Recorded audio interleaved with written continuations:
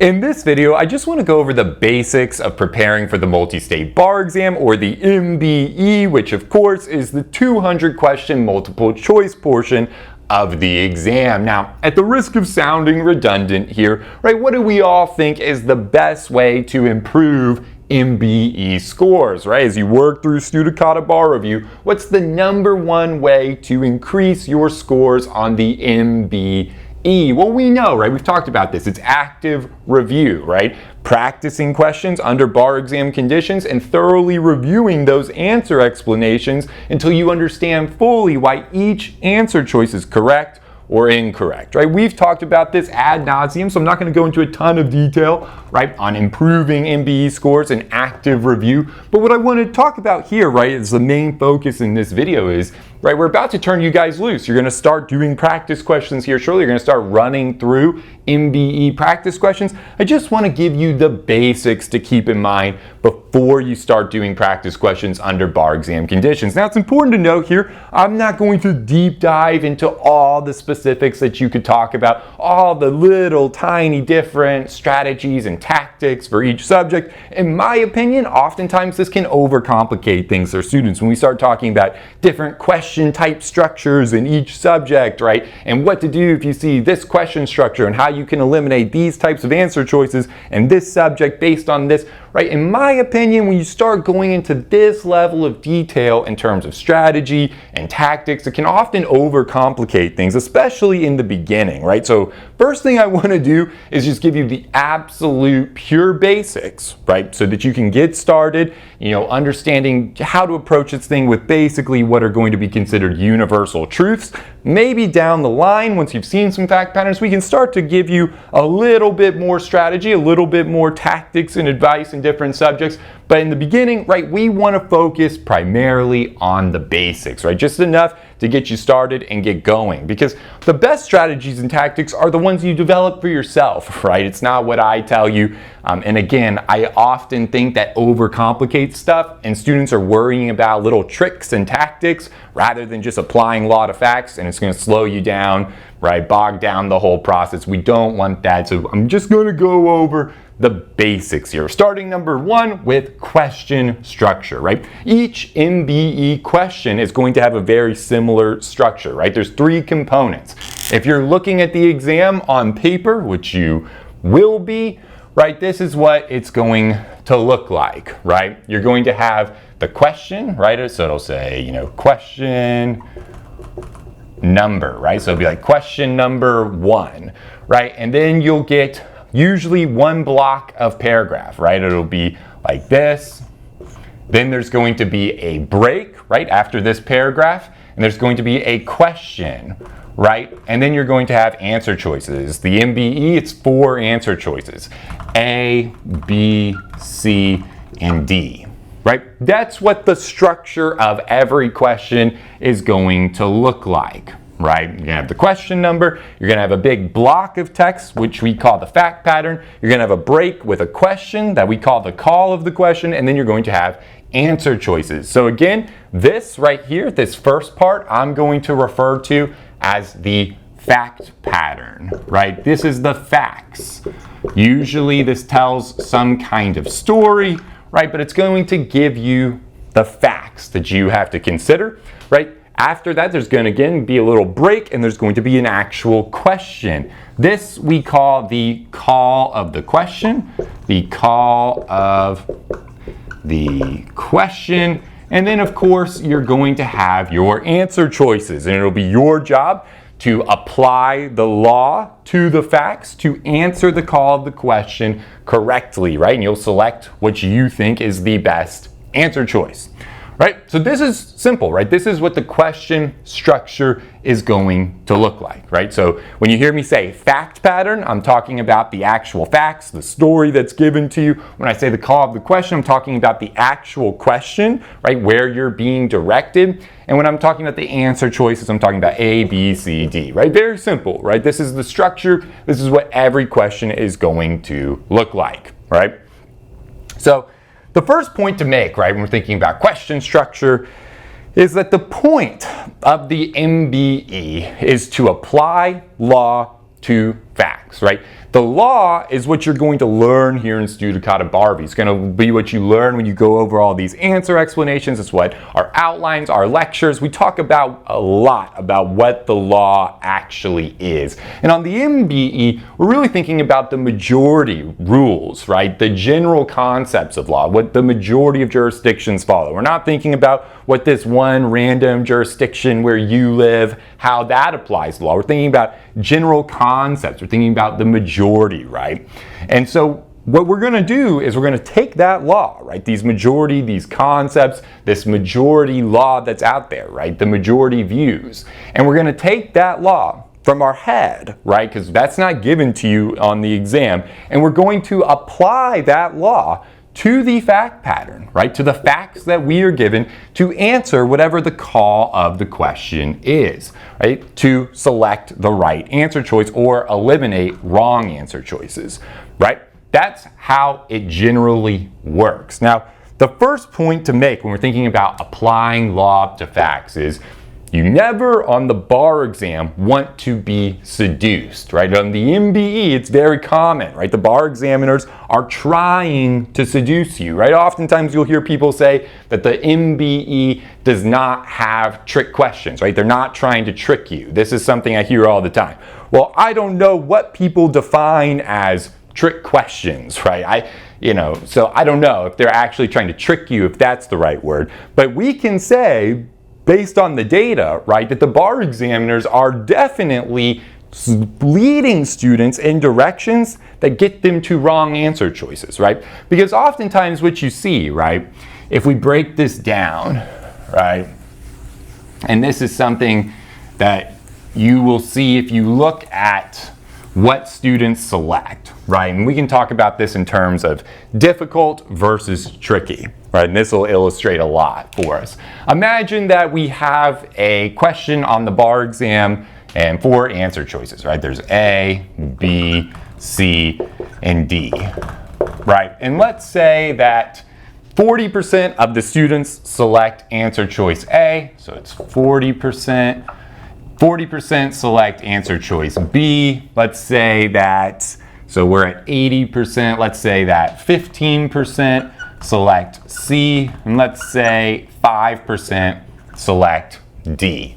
Right, this would be a somewhat common distribution, right? And this tells me that's a difficult question. Say that A is actually, in fact, the correct answer choice. Well, this type of distribution means the question was difficult, right? Only 40% got it correct, and really out of A and B, students were very split. Students were usually able probably to narrow it down between A and B, but there was some confusion as to what was correct between those answer choices. This you could categorize as probably a difficult question, right? Now, oftentimes, and sometimes you see distributions that look like this, but what's fascinating is on the bar exam, oftentimes you see distributions that look like this.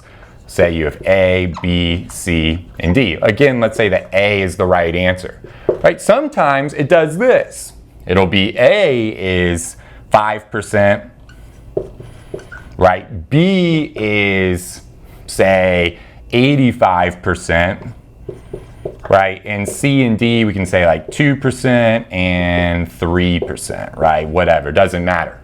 So what happened here was 85% of the students selected an answer choice that was incorrect, right? And this is a distribution you see, not all the time, but it is something that you do see, right? And this tells me, if you see a distribution like this where 85% selected the wrong answer choice, they selected B, that means there was something about B that was very seducing, right? This seduced 85% of the students. It's a wrong answer, right? B is not correct. The answer was A, and only 5% actually chose A, right? I mean, by the way, if students were just guessing, right, we would expect at least 25% on the right answer. So the fact that we're under 25% on what was actually the correct answer shows that students were actually seduced. You might use the word tricked. Right now, I know sometimes people don't like to use the word trick questions in terms of the bar exam. Call it what you want, but this is what happens, right? You know, students are obviously being led into the wrong direction, right? And obviously the bar examiners carefully craft these questions, and they know, right? The bar examiners are very smart. They've been doing this for a long time. The process that goes into creating an MBE question is extremely complex. All the questions are tested at very high levels, right? Everything's done very deliberately, very intentionally, right? And they know where the errors and logic happen. They know where the pitfalls happen, and they test those pitfalls, right? To see that students can actually apply the law correctly, right? So that's how you end up with distributions of answer choices that look like this, right? Where, again, we'd expect at least to get 25%, right? If students were just guessing. So that tells me when you see distributions like that, that question is what I would call tricky, right? Obviously, there was an answer choice that looked very pretty. It seduced students, and it was the wrong answer choice, right? So might be what you'd call difficult. Might be what you call tricky. And the way that you avoid it all, right, is by applying law to facts, right? Remember, the first thing I said here is what your job is to do on the multi-state bar exam, right? You're gonna have all this law in your head, all this knowledge, all this law that you memorize, elements, factors, exceptions, rules, right? You're gonna have all these concepts in your head. You gotta take those and apply them to the facts, right? And then you're gonna use that to answer the question correctly, right? If you do any other process, you're usually going to get stuff wrong, right? If you're going on things like gut feelings or what sounds the best or, anything else that's literally not applying the law to the facts, it will often lead you to seductive answer choices that are incorrect, right? And that's how we end up with distributions that look like this, right? So let's talk about an example, right? You might be looking at this at the board, like what is he talking about with this drowning baby Hypo, right? I'm gonna borrow this from my 1L torts class. I remember this, so I'm gonna use it because that was many years ago and I still remember it vividly. So maybe this will stick with you too, right? When I was a 1L in torts, my professor gave us what might be a common fact pattern, right? Usually professors use a baby because it really riles up the emotion. But let's say that I concoct a fact pattern that looks like this, right? Imagine you can encounter this on the MBE. Let's say that we have a pedestrian walking down the street, right? Minding his business, he's walking along, and below him he sees on the sidewalk, right, a baby in a puddle drowning, right, flailing, maybe crying. The baby's obviously distressed. He clearly sees the baby is distressed. He pauses for a moment, looks at the baby, and thinks to himself, hey, it'd be very easy for me to save this drowning baby right now. I could literally, with my foot, right, roll the baby over, and this baby would probably survive, right? He thinks about this, he contemplates it in his head, but he decides, you know what, kind of got a lot to do today, and keeps walking and lets the baby drown, right? And say that baby dies, baby drowns. Eventually, he's sued for negligence. This pedestrian is sued in court, in torts, for negligence, right? Your call of the question asks you, is the pedestrian liable in torts for negligence, right? And you'd probably have two answer choices that say yes because, and two answer choices that say no because, right? So a lot of students are going to look at this and go, well, obviously this guy is negligent, right? I mean, he just saw a baby drowning in a puddle, thought to himself, hey, all I got to do is kick this baby with my foot a little bit and I can save its life, right? A poor drowning baby, right? It'd been so easy. Of course he's being negligent, right? What else would you call this? It's the definition of negligence, right? He didn't act, right? When it would have been very easy. Now we have a dead baby. So a lot of students are going to select answer choices that say yes, right? Yes. You're just going to be circling that without even thinking, yes, he's liable. Lock this scumbag up, make him pay full damages, right? Now, of course, though, that's not how we're supposed to answer fact patterns, right? That's not how we're supposed to answer questions. We don't just think about, what this guy deserves or, with our emotion, things like that. What do? Right? How do we answer that fact pattern? How do we answer the drowning baby Hypo? Well, remember, you take the knowledge that's in your head, right? You got to apply the law to the facts. So let's apply the law to the facts, right? Well, what do we know is required to find a defendant liable for negligence, right? The plaintiff has to prove by a preponderance of the evidence, right? 4 elements. We have duty, right? Breach, causation, and damages, right? We know that the plaintiff has to prove all 4 of these by a preponderance of the evidence to hold a defendant liable for negligence. Now, I'm not going to go into a full torts review here, but let's start with duty, right? This is the first element. Did the pedestrian owe whoever's suing a duty? Did the pedestrian owe that baby a duty of care, right? Well, we know it's a very well-established tort law principle that there's no affirmative duty to act. Generally, there's no affirmative duty to act, right? This is a very, very well-established tort law principle, right? We know that generally, as you're walking around in the street, minding your business, you have no affirmative duty to act to help or rescue or render aid to those around you, unless an exception applies, right? And there's a very limited amount, right? If there was a special relationship, right? Sometimes we say if there's a special relationship between the defendant and plaintiff, there could be an affirmative duty to act. If the defendant actually caused the dangerous situation, right? Or maybe if the defendant begins to administer aid. Once you start to administer aid, then a duty actually does kick in. But unless one of those exceptions applies, right? And those are the 3 major exceptions you're going to have, right? There is no affirmative duty to act. So as this pedestrian's walking by, we know he has no special relationship with the plaintiff. The facts don't tell us anything. The facts don't say, hey, this pedestrian and this baby are related, right? If the pedestrian was the baby's father, right, well then that would be a very important fact. Then there might be an affirmative duty to act, right? Then we'd have that special relationship, right? If the defendant caused the danger, right? If the fact pattern gave us any facts that said the defendant is the one who actually put this baby in harm's way. If the pedestrian did something, placed the baby in the puddle, well then yeah, there's an affirmative duty to act. Or maybe if the defendant had begun to actually administer aid. Remember, the facts told us that the defendant thought about it, he contemplated it, but he took no action to actually begin the rescue attempt, to administer aid. So none of the exceptions are met. We know the rule is there's no affirmative duty to act, right? So, okay, we know the first element of negligence cannot be satisfied, which means that this pedestrian cannot be held liable for negligence. So all those people that selected yes, this scumbag has to be liable here. All you had to do was kick the baby and you could have saved its life, right? That's clear negligence. All those people got that question wrong, right? They didn't apply the law to the facts, right? That's how you end up with distributions that look like this. Okay, because they're seduced, right? Bar takers are getting seduced by this answer choice, right? That looks right or feels right or their instinct tells them is right.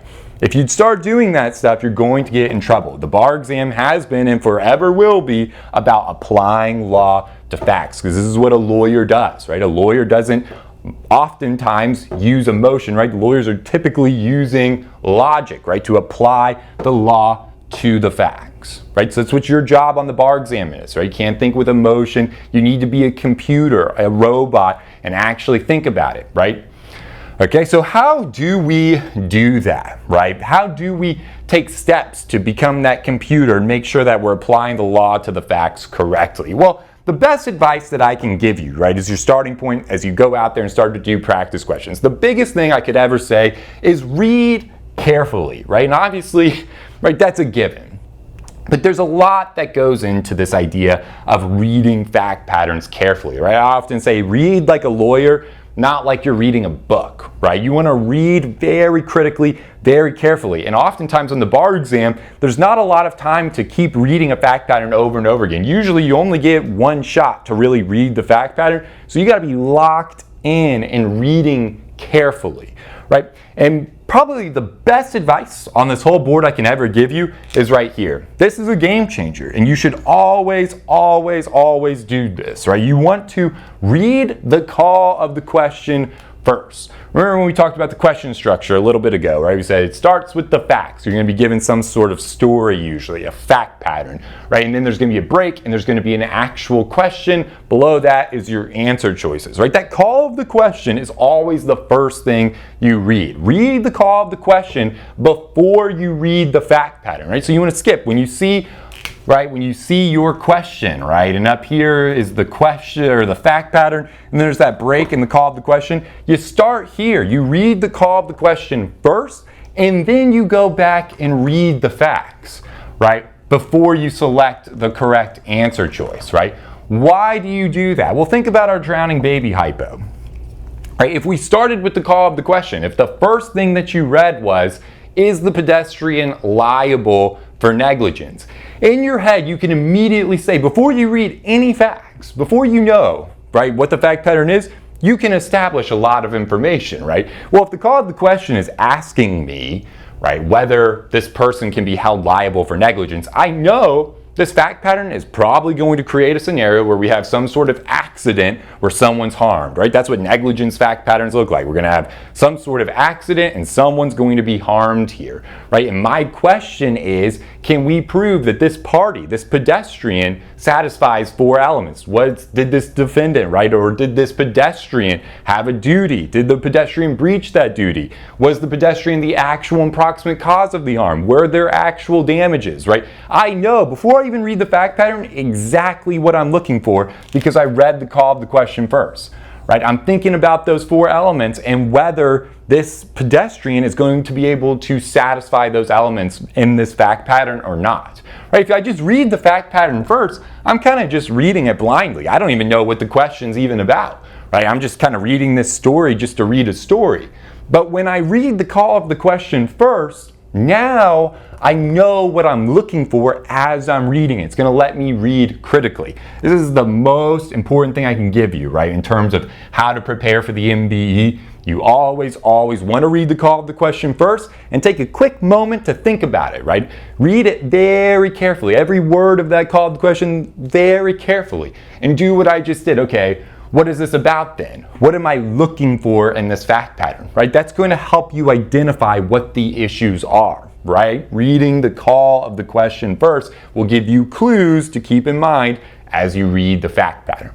Okay, and then you're going to read the facts, right? So step 1, you'll read the call of the question. Step 2, you'll come up and you'll read the facts. Now, as you read the facts, it's extremely important that you do not assume any facts that are not there, right? Again, you have to think like a computer using only the facts that you are given. You cannot assume things that are not actually written down on the paper, right? So, for example, in our drowning baby hypo, a lot of students will look at that and think to themselves, well, surely this guy must have done something, right, to put this baby in harm's way, right? The facts don't explicitly tell me, but who just walks down the street and sees a baby drowning in a puddle? Obviously, he must have done something to cause this situation, right? Or otherwise, who just walks down the street and sees babies in puddles drowning with no one else around, right? That's unbelievable, right? So you start to assume facts that aren't there. Well, he must have done something. He must have put the baby there. He must have caused this puddle, right? And when you start doing that stuff, you're assuming facts, right? And that is a great way to get questions wrong, right? You can only consider the facts that you're given. So if something's not there, never assume the fact. You can only use what's written down in that fact pattern, right? That's the only tools you have at your disposal in selecting answer choices, right? So don't think about things that aren't there, right? And important to this as well, don't think about law that's not there. Remember, we say that we're thinking about the majority rules. Don't think about things like, well, I saw in this one case in my hometown that it went like this. Like, that should never be a thought process. You almost want to leave all personal experience 100% out of bar exam preparation and taking the bar exam and selecting answers, right? Again, we're only applying law to facts, nothing else. Don't think about what would I do if I were in this situation or anything along those lines. Or I saw one case that kind of looked like this, right? Unless it's a majority rule, right? A general concept, a well understood principle, right? Like no affirmative duty to act, you're not applying it to the facts. Okay, now while we say you should not assume facts that aren't there, you do want to assume that every fact is important, right? Generally, the bar examiners are not trying to test your ability to read fast, right? It's not a test of speed reading, right? So they want to test you on all this different stuff, and they've made it a timed test, right? You only have 3 hours in the morning, 3 hours in the afternoon, right? They can't just put these huge fact patterns that are full of red herrings, right? A bunch of irrelevant facts, right? They're not trying to test your ability to just read through stuff as fast as possible. They're testing your ability to apply the law to the facts. So most of the time, right, there's not red herrings, there's not irrelevant facts. You should assume that every fact is there to either help you select the right answer choice or eliminate incorrect answer choices, right? That's why every fact is generally there. Now, it is possible, and sometimes they do it, there could be red herrings, facts that are there to, throw you off the scent, right? They do exist, it can happen, but generally, as a general rule, as you're actually reading the fact pattern, you should assume that every fact is important. Every fact is necessary to help you select the correct answer choice or eliminate incorrect answer choices, right? And you can't determine whether a fact is irrelevant or not until you've actually read the call of the question and looked at the answer choices, right? And that's when you can really say, okay, I do think this is a red herring. But as you read the fact pattern, right after you read the call of the question, and you're reading that fact pattern for the first time, you're assuming all the facts are important, right? You don't want to just skip over stuff, ignore things, right? Another great way to get wrong answers. Okay, but that's the main basic stuff, right? The most important things I can give you.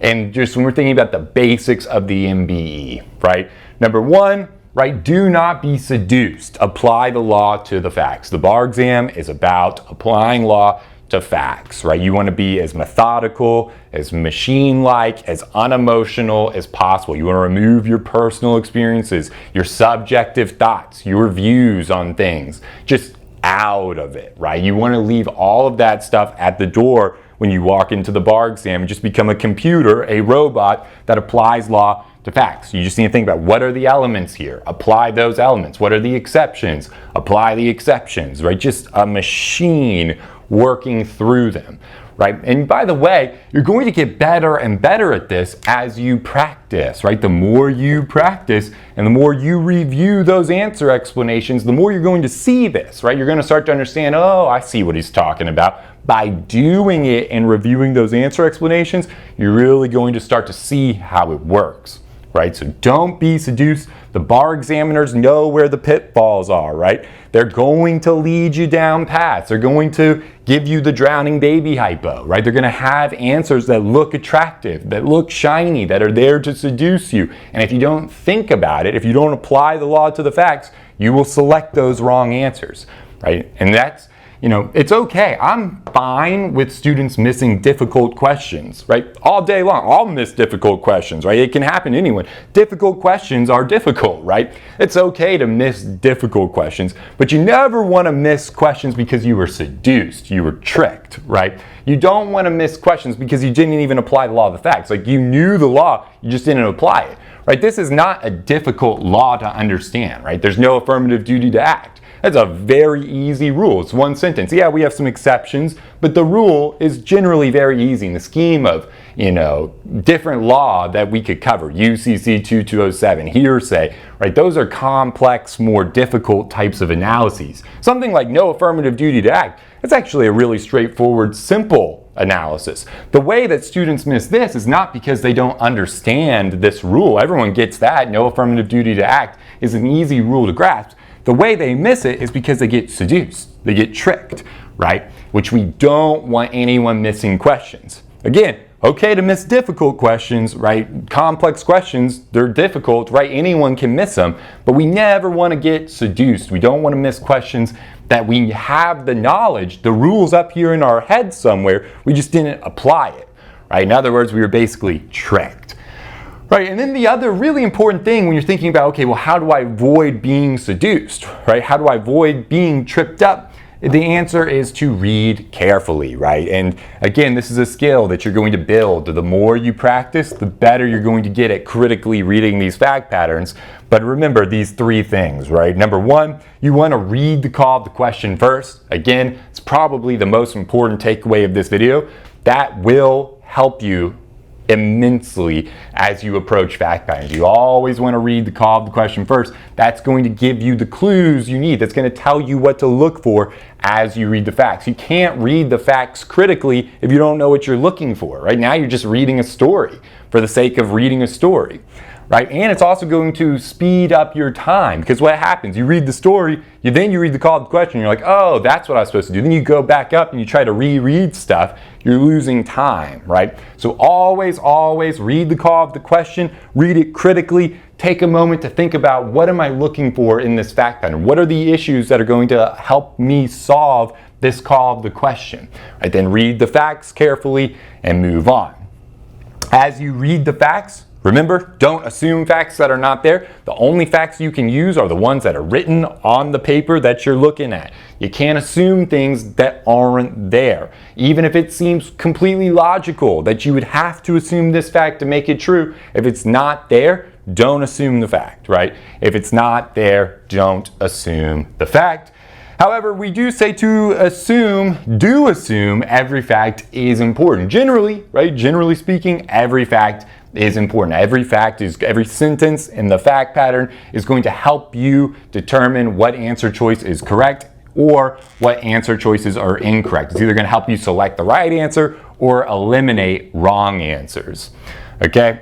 And now again, it is possible to have red herrings, but generally the bar examiners are not testing your ability to decipher red herrings on the MBE. Right, on the multi-state bar exam, the goal is usually not to test how fast you can read, right? They're very limited. The bar examiners, if they're going to put a 3-hour time limit on it, are going to have to limit their fact patterns, right? They're going to have to strip out stuff that's not relevant. Otherwise, no one could finish it in time. So we know that most of the facts that you're going to see, every sentence is important. Right now, it's possible you can see red herrings, but as you read, you should assume that every fact is going to help you determine what is right and what is wrong. But with that, guys, that is the basics of preparing for the MBE. Next, we'll do a similar video to this on the multi-state essay exam, the essay portion, which of course is going to be a little bit different. Our approach for the essay portion has to be a little bit different than our approach for the multiple choice portion. So make sure you tune in for that. But until then, guys, I wish you all the absolute best, and I'll see you at our next video.